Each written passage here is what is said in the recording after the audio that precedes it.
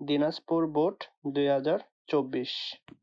এখানে কম্পাঙ্ক f equal to 520 hertz, পর্যায়কাল t ইকুয়াল টু ওয়াট।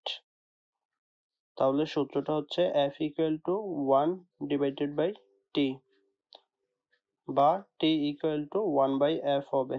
এবার মান বসাবো, তাহলে এত সেকেন্ড পাওয়া যাবে।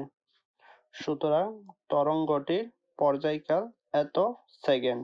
এখানে x মাধ্যমে তরঙ্গ দৈর্ঘ্য λ1 ধরলাম 0.634 মিটার দেওয়া আছে, আর y মাধ্যমে তরঙ্গ দৈর্ঘ্য λ2 ইকুয়াল টু এত মিটার। কম্পাঙ্ক f equal to 520 hertz. x মাধ্যমে বেগ v1 ওয়াট, y মাধ্যমে বেগ v2 ইকুয়াল টু ওয়াট, এগুলো বের করতে হবে। তাহলে সূত্রটা হচ্ছে v equal to f lambda. তাহলে এখানে v1 আর λ1, তাহলে মান বসাবো, ক্যালকুলেটরে এত পাওয়া যাবে,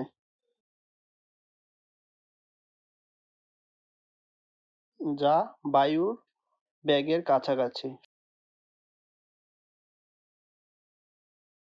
সুতরাং x হচ্ছে বায়ু মাধ্যম। আবার v equal to f lambda, same সূত্র, এটা 2 এর জন্য করব। এবার মান বসাবো, তাহলে ক্যালকুলেটরে এত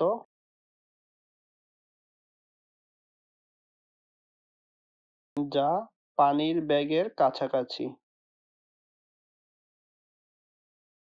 সুতরাং y হচ্ছে পানি মাধ্যম। কুমিল্লা বোর্ড 2024।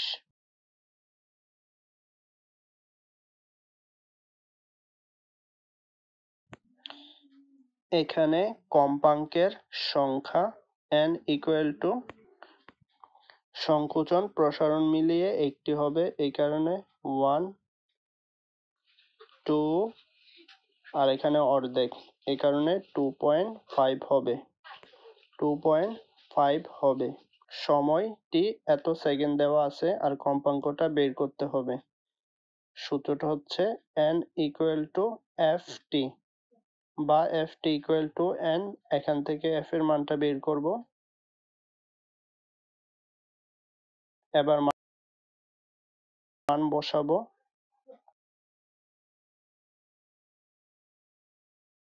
তাহলে ক্যালকুলেটরে 200 পাওয়া যাবে।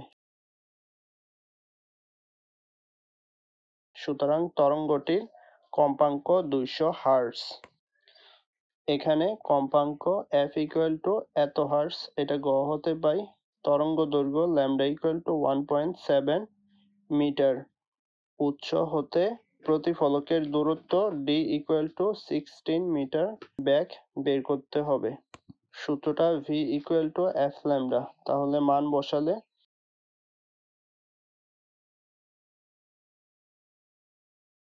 ক্যালকুলেটরে করলে এত মিটার পার সেকেন্ড পাওয়া যাবে। আবার প্রতিধ্বনির ক্ষেত্রে 2d ইকুয়াল টু vt, এখান থেকে t এর মানটা বের করতে হবে। এবার মান বসাবো, তাহলে ক্যালকুলেটরে 0.094 পাওয়া যাবে। যেহেতু এত সেকেন্ড লেস দেন 0.1 সেকেন্ড, তাই s উৎস হতে প্রতিধ্বনি শোনা যাবে না।